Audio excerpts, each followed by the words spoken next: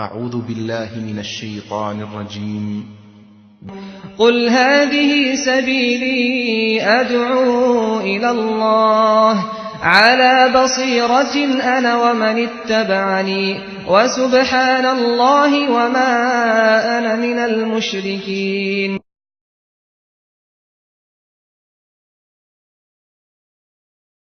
الحمد لله نحمده ونستعينه ونستغفره ونؤمن به ونتوكل عليه ونعوذ بالله من شرور أنفسنا ومن سيئات أعمالنا من يهده الله فلا مضل له ومن يضلل فلا هادي له وأشهد أن لا إله إلا الله وحده لا شريك له وأشهد أن محمدا عبده ورسوله. اللهم صل على محمد وعلى آل محمد كما صليت على إبراهيم وعلى آل إبراهيم إنك حميد مجيد. اللهم بارك على محمد وعلى آل محمد كما باركت على إبراهيم وعلى آل إبراهيم إنك حميد مجيد.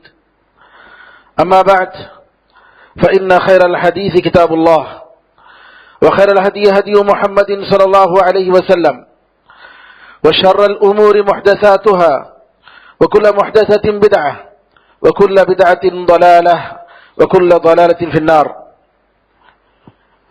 تمام تعریفیں اللہ تعالیٰ کے لیے ہیں جو سارے جہاں کا خالق، مالک اور اس کا پروردگار ہے. رحمت اور سلامتی ہو احمد مصطفیٰ محمد مصطفیٰ محمد ابن عبداللہ پر جو سارے جہاں والوں کے لیے رحمت بنا کر بھیجے گئے. برادران اسلام، دختران ملت، اللہ تعالیٰ نے ہم مسلمانوں کو جس کتاب کے ذریعے دنیا اور آخرت میں کامیابی کی ضمانت دی، سربلندی کی ضمانت دی، وہ کتاب قرآن کریم ہے. نبی کریم صلی اللہ علیہ وسلم نے فرمایا ان اللہ یعز بهذا الكتاب اقواما ويذل به آخرین. بے شک اللہ اس کتاب کے ذریعے، قرآن کے ذریعے بعض لوگوں کو اونچا کرتا ہے، عزت عطا فرماتا ہے، اور بعض لوگوں کو ذلیل کرتا ہے. جو لوگ اللہ کی کتاب کا حق ادا کرتے ہیں، تلاوت میں، عمل میں، غور و فکر کرنے میں، اس کی طرف دعوت دینے میں، اللہ تعالیٰ ان کو دنیا اور آخرت میں عزت عطا فرماتا ہے. اور جو لوگ اس کی طرف توجہ نہیں دیں گے، اس کے ساتھ لاپرواہی برتیں گے، قرآن کریم کو پڑھنے کا ان کو خیال نہیں آتا، قرآن کریم کے معنی میں غور و فکر کرنے کا خیال نہیں آتا، اس کے لیے کوشش نہیں کرتے، اس کے لیے محنت نہیں کرتے، اللہ تعالیٰ ان کو اس دنیا میں بھی ذلیل کرے گا اور آخرت میں بھی ذلیل کرے گا. نبی کریم صلی اللہ علیہ وسلم فرماتے ہیں القرآن حجت لک وعلیک. قرآن تمہارے حق میں تمہارے لیے دلیل ہے یا تمہارے خلاف دلیل ہے، یا تو تمہارے حق میں دلیل ہے، قیامت کے دن تمہارے لیے سفارش کرے گا، یا تمہارے خلاف قیامت کے دن اللہ تعالیٰ کے پاس حجت قائم کر کے نعوذ باللہ دوزخ میں جانے کا سبب بنے گا. قرآن کریم کی فضیلت، قرآن کریم کے پڑھنے، سمجھنے، اس پر عمل کرنے، بے شمار قرآن کریم کی آیتیں اور نبی کریم صلی اللہ علیہ وسلم کی حدیثیں ہیں. قرآن کریم میں اللہ فرماتا ہے ان الذین یتلون کتاب اللہ واقاموا الصلاة وانفقوا مما رزقناهم سرا وعلانیہ یرجون تجارۃ لن تبور. بے شک وہ لوگ جو اللہ کی کتاب کو پڑھتے ہیں، نماز قائم کرتے ہیں، اور جو کچھ ہم نے دیا ہے اس میں سے پوشیدہ اور علی الاعلان خرچ کرتے ہیں، وہ ایسی تجارت کی امید کرتے ہیں جس میں نقصان نہیں ہے، جو کبھی ناکام نہیں ہوگی. لیوفیہم اجورہم ویزیدہم من فضلہ انہ غفور شکور. تاکہ اللہ ان کے اجر اور ان کے ثواب کو پورا بدلہ دے اور اس کے فضل میں سے ان کو اور مزید عطا فرمائے. بے شک وہ بڑا معاف کرنے والا اور بڑا شکر گزار ہے۔ قرآن کریم میں اللہ تعالیٰ نے صحابہ کے بارے میں بتایا کہ صحابہ رضی اللہ عنہ مجمعین قرآن کریم کے ساتھ رات گزارتے ہیں۔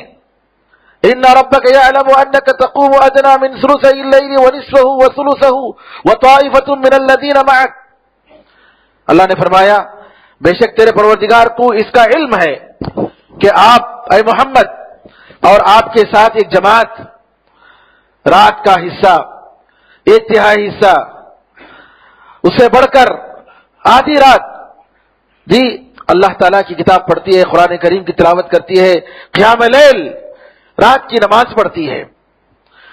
نبی کریم صلی اللہ علیہ وسلم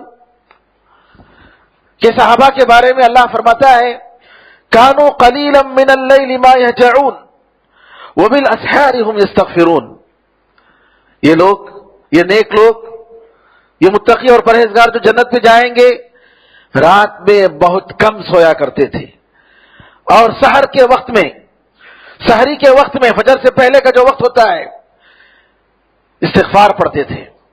عبداللہ بن عمر رضی اللہ عنہما کے بارے میں آتا ہے کہ قیام لیل کرنے کے بعد، وتر نماز پڑھنے کے بعد بیٹھتے اپنے مصلی میں اور استغفار کرتے رہتے، استغفر اللہ استغفر اللہ استغفر اللہ پڑھتے رہتے، قرآن کریم کی اس آیت پر عمل کرتے ہوئے۔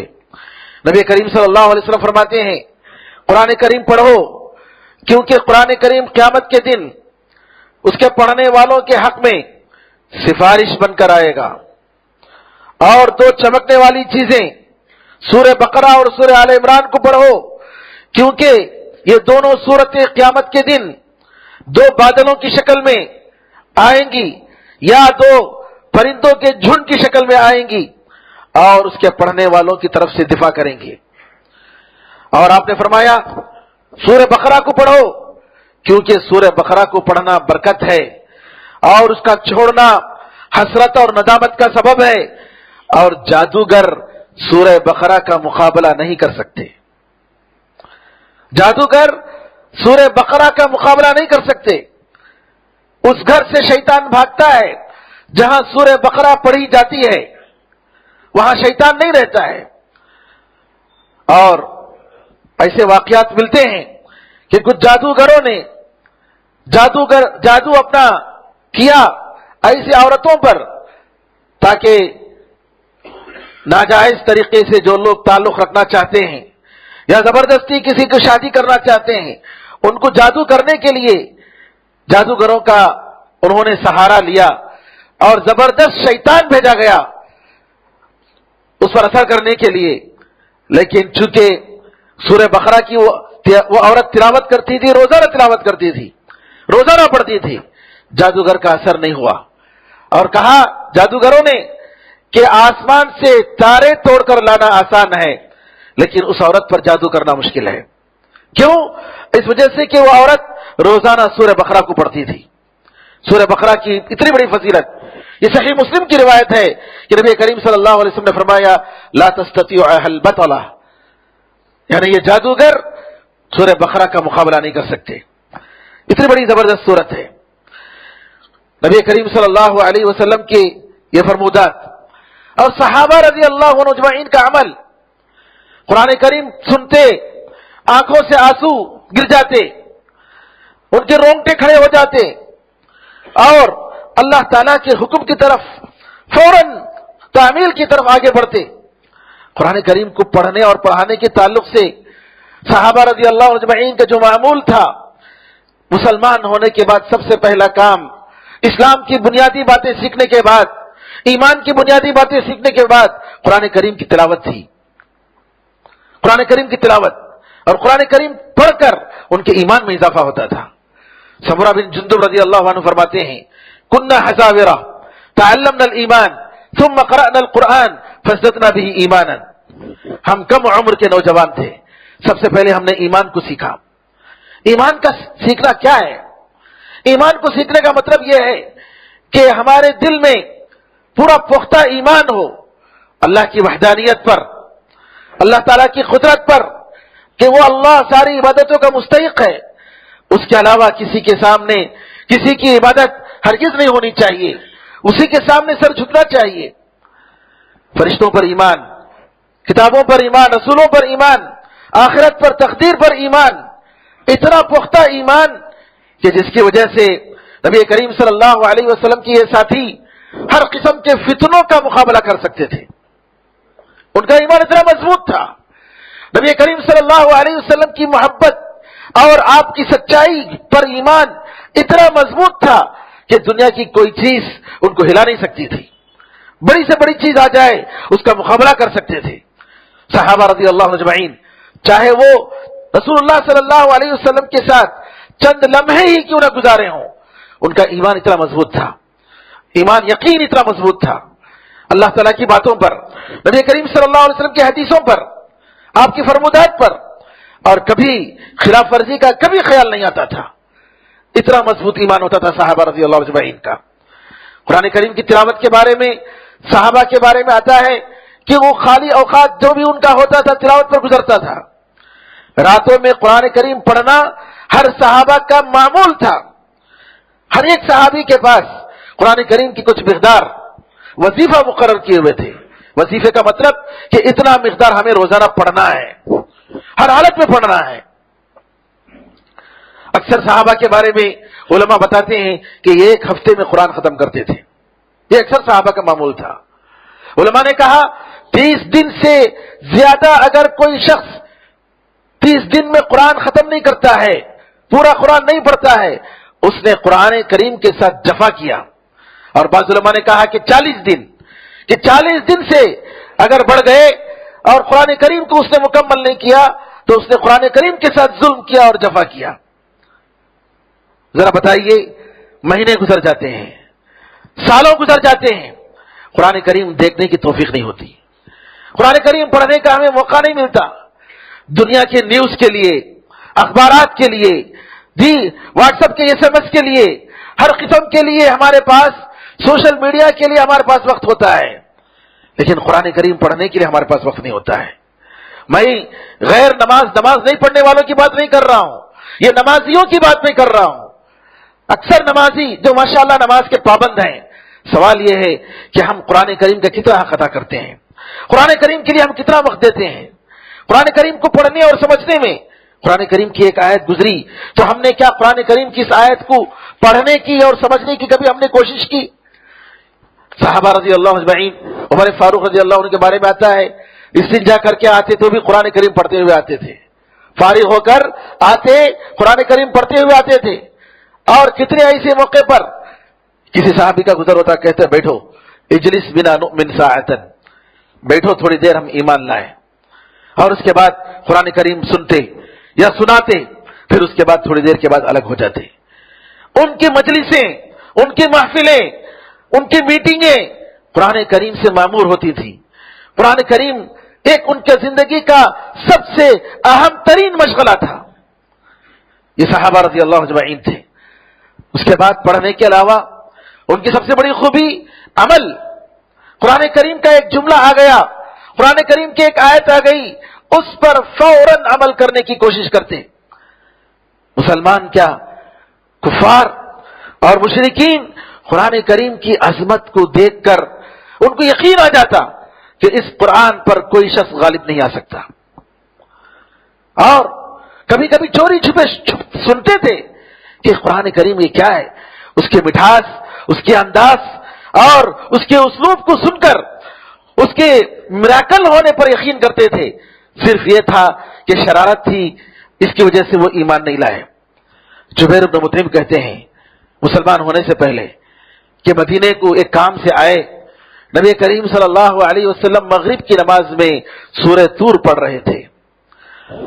سورہ طور پڑھتے ہوئے جبیر بن مطعم باہر کھڑے ہو کر مسجد میں سنتے ہیں قرآن کریم کی یہ آیت، ام خلقوا من غیر شیء ام هم الخالقون، کیا یہ لوگ بغیر کسی چیز کے پیدا کر دیے گئے یا یہ لوگ پیدا کرنے والے ہیں؟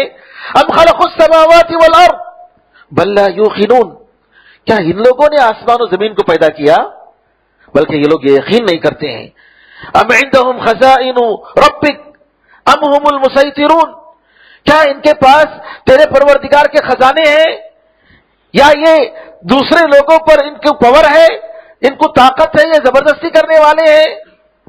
کہتے ہیں جبیر بن مطعم میں نے ان آیتوں کو جب سنی ایسا لگ رہا تھا کہ قرآن کریم کو سن کر میرا دل اڑ جاتا. قرآن کریم کی آیت اتنا مؤثر کہ سبحان اللہ. اللہ تعالیٰ نے اس کی تاثیر کے بارے میں فرمایا لو انزلنا هذا القرآن على جبل لرأيته خاشعا متصدعا من خشية الله. اگر ہم اس قرآن کریم کو ایک پہاڑ پر اتارتے تو آپ دیکھتے کہ یہ پہاڑ جھک جا رہا ہے, پھٹ جا رہا ہے اللہ تعالیٰ کے ڈر سے. اللہ اکبر.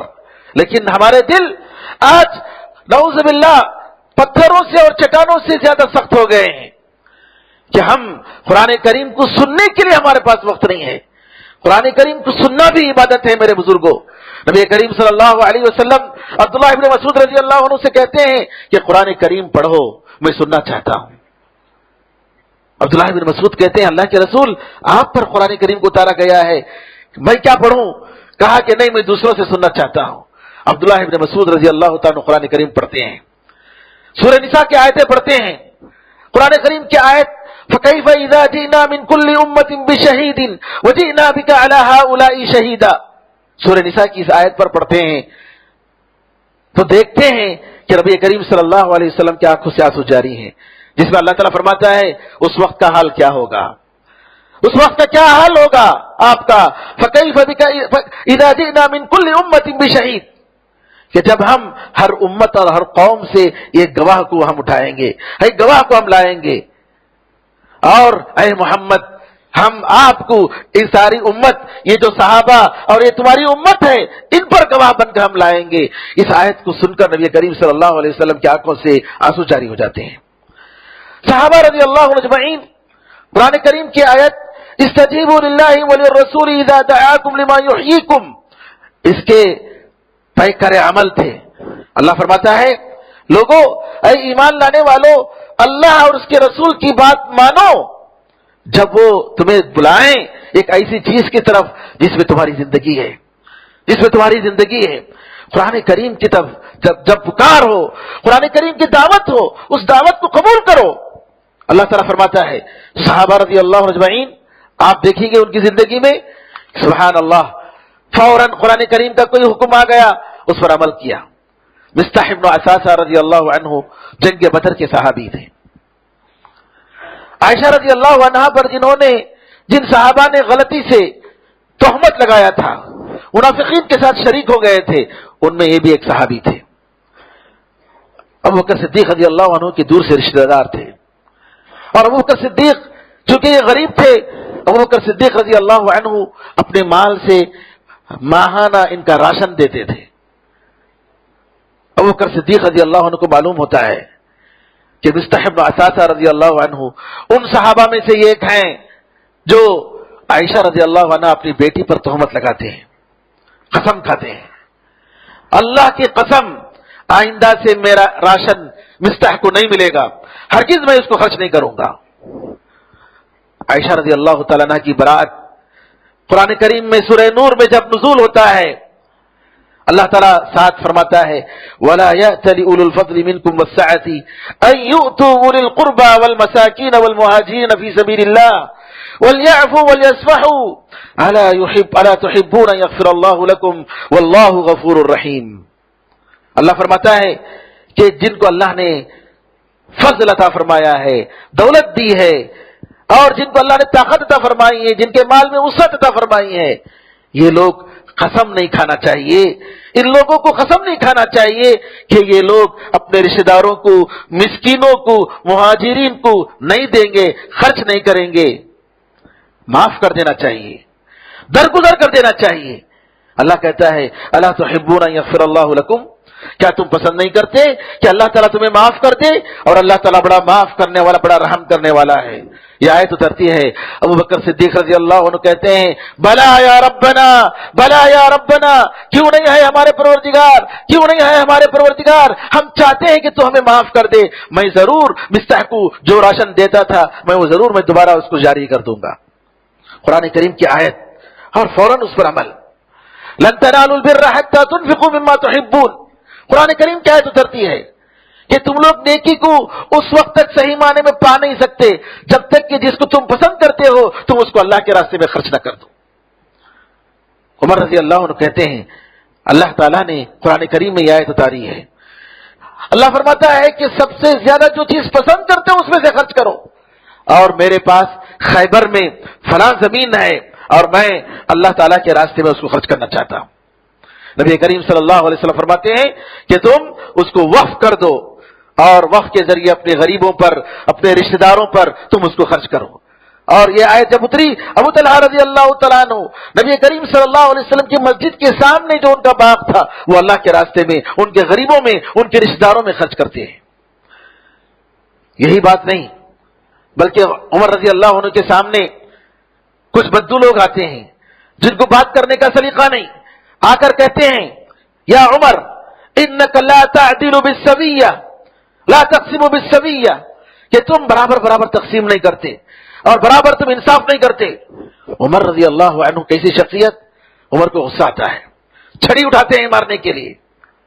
اتنے میں ایک انس رضی اللہ تعالیٰ عنہ ایک صحابی وہاں تھے. انہوں نے کہا امیر المؤمنین اللہ تعالیٰ قرآن میں فرماتا ہے وَأْمُرْ بِالْعُرْفِ نیکی کا حکم دو. اور آخر میں فرمایا وَأَعْرِضْ عَنِ الْجَاهِلِينَ اور یہ کہا کہ معاف کر دو اور جاہلوں سے اعراض کرو اور یہ جاہلوں میں سے ہے آپ چھوڑ دیجئے. عمر رضی اللہ تعالیٰ فوراً اپنی چھڑی رکھ دیتے ہیں, فوراً اپنی چھڑی رکھ دیتے ہیں.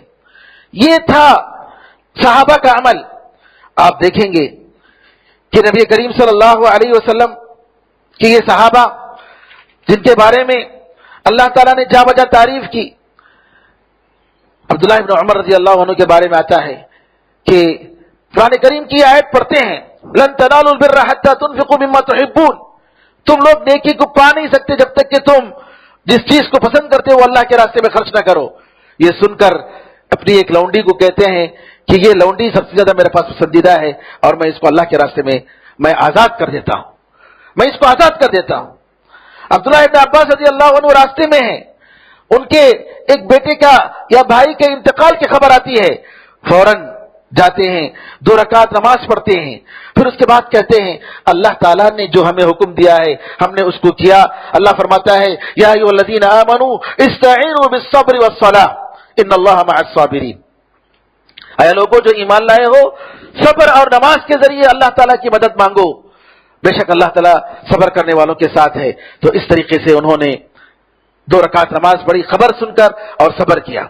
معقل ابن یسار رضی اللہ عنہ ایک صحابی تھے, انہوں نے اپنی بہن کی ایک اچھے لڑکے سے شادی کی, لیکن غصے میں میاں بیوی کے درمیان کچھ ایسا موقع آیا جس میں غصے میں آ کر اس نے طلاق دے دی. طلاق دینے کے بعد عدت ختم ہو گئی, دونوں کے درمیان جدائی ہو گئی. اس کے بعد وہ شرمندہ ہوا شوہر اور دوبارہ جو ہے منگنی کے لیے آیا کہ میں اپنی بیوی سے دوبارہ شادی کرنا چاہتا ہوں. معقل بن یسار نے کہا کہ نہیں, میں نے اس شریف آدمی کو شریف سمجھ کر میں نے شادی کرائی اپنی بہن کی اور اس نے طلاق دے دی, میں اس کا ہرگز دوبارہ شادی نہیں کراؤں گا. قرآن کریم کی آیت اترتی ہے اللہ تعالیٰ فرماتا ہے وَإِذَا طَلَّقْتُمُ النِّسَاءَ فَبَلَغْنَ أَجَلَهُنَّ فَلَا تَعْضُلُوهُنَّ أَن يَنكِحْنَ أَزْوَاجَهُنَّ إِذَا تَرَاضُوا بَيْنَهُم بِالْمَعْرُوفِ. جب تم اپنی عورتوں کو طلاق دو اور ان کی عدت ختم ہو جائے تو تم مت روکو ان عورتوں کو جو تمہارے ماتحت ہیں کہ وہ اپنے شوہروں سے وہ دوبارہ شادی کریں. یہ کب ہے؟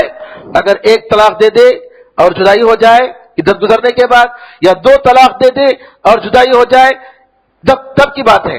اگر 3 طلاق دے دیتا ہے الگ الگ موقع پر, پھر اس کے بعد جو ہے دوبارہ کسی اور سے شادی کرنا ہے, حلالے کے لیے نہیں, حلال کرنے کے لیے نہیں, بلکہ اپنی مرضی سے شادی کرے گا. اور اگر وہ دوسرا شوہر بھی طلاق دیتا ہے تو پھر دوبارہ جو ہے یہ پہلا شوہر شادی کر سکتا ہے. تو یہاں پر جب قرآن کریم کی آیت اتری تو معقل ابن یسار رضی اللہ عنہ فرماتے ہیں کہ قرآن کریم کی آیت اتری ہے آؤ تم اپنی بیوی سے شادی کرنا ہے کر لو, میں تمہاری عزت کروں گا اور اللہ تعالیٰ کا یہ حکم میں مانوں گا. قرآن کریم کی آیت اترتی ہے یا ایھا الذین آمنوا لا ترفعوا اصواتکم فوق صوت النبی، اے لوگوں جو ایمان لائے ہو اپنی آواز کو نبی کی آواز سے زیادہ بلند مت کرو۔ انصار کے ایک بڑے خطیب تھے، بڑے خطیب، جب بھی مشہور خطیب تھے، ثابت بن قیس بن شماس مسجد کو آنا چھوڑ دیے۔ نبی کریم صلی اللہ علیہ وسلم نے کہا کیا بات ہے؟ دیکھو ثابت بن قیس بن شماس کے ساتھ کیا ہوا، میں نہیں دیکھ رہا ہوں۔ کہا گھر میں بیٹھے ہوئے ہیں، افسوس کر رہے ہیں۔ کیا ہے؟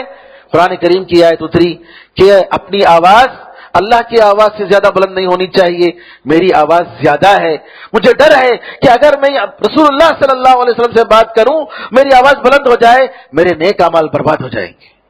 قرآن کریم کی اس آیتوں پر کس طریقے سے صحابہ جو ہے ڈرتے تھے اور فوراً عمل کرتے تھے، عورتوں کی بے شمار مثالیں۔ عائشہ رضی اللہ عنہ فرماتی ہیں میں نے اس انصار کی عورتوں کی جیسا نہیں دیکھا۔ قرآن کریم میں جب حجاب کی آیتیں اتری، میں نے دیکھا کہ انصار کی عورتیں اس طریقے سے اپنی اوڑھنیوں کو نقاب بنا کر اپنے صورتوں پر انہوں نے ڈال دیا، اپنے سروں پر ڈال دیا کہ جیسے ان کے سروں پر کالے کالے کوے بیٹھے ہوئے ہیں۔ قرآن کریم کی آیت جیسے اتری انہوں نے عمل کیا۔ میرے بزرگوں، قرآن کریم کے بہت سارے حقوق ہیں۔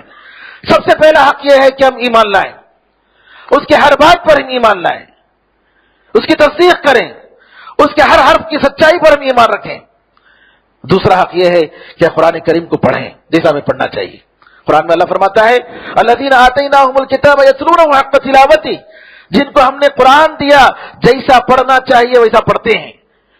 میرا سوال یہ ہے کہ ہم میں کتنے لوگ قرآن کریم کو صحیح طریقے سے پڑھنا جانتے ہیں؟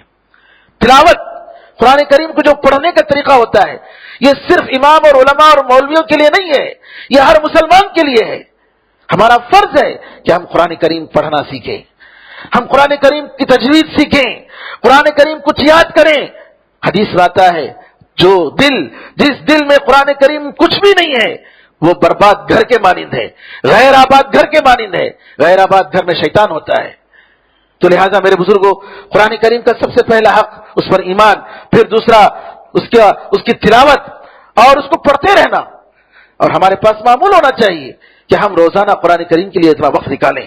تیسری چیز، عمل کرنا چھوڑ دینا، اس کے حلال اور حرام کی طرف حلال و حرام کی طرف توجہ نہیں دینا، یہ بھی قرآن کریم کے ساتھ ظلم ہے، قرآن کریم کے ساتھ بے وفائی ہے۔ قرآن کریم کا چوتھا حق یہ ہے کہ جب ہمارے درمیان اختلاف ہو جائے قرآن کریم کی طرف رجوع کریں، نبی کریم صلی اللہ علیہ وسلم کی حدیث کی طرف رجوع کریں، اس میں کیا فیصلے ہیں، ہمیں کیا حکم دیا گیا ہے، کس قسم کی جسٹس ہمیں دی گئی ہے، ہم دیکھیں اور اس کے مطابق اپنی زندگی کو بنائیں۔ اسی طریقے سے قرآن کریم میں غور و فکر کرنا، قرآن کریم کے ذریعے علاج کرنا، یہ ساری چیزیں ہیں جو ہماری طرف سے ایک مومن پر فرض بنتا ہے، اور اللہ تعالیٰ کے اس کتاب کا حق ادا کرنے کے لیے ہمیں کرنا چاہیے۔ اللہ سے دعا ہے کہ اللہ تعالیٰ ہم سب کو حسن عمل کی توفیق عطا فرمائے، قرآن کریم کو آپ کے لیے اور ہمارے لیے حجت بنائے، ہمارے خلاف حجت نہ بنائے۔ قرآن کریم کو زیادہ سے زیادہ پڑھنے، اس پر عمل کرنے، اس کی طرف دعوت دینے کی اللہ تعالیٰ ہمیں توفیق عطا فرمائے۔ آمین ارحم الراحمین، الحمدللہ رب العالمین، وصلی اللہ وسلم علی نبینا محمد وعلی آلہ وصحبہ اجمعین، الحمدللہ رب العالمین۔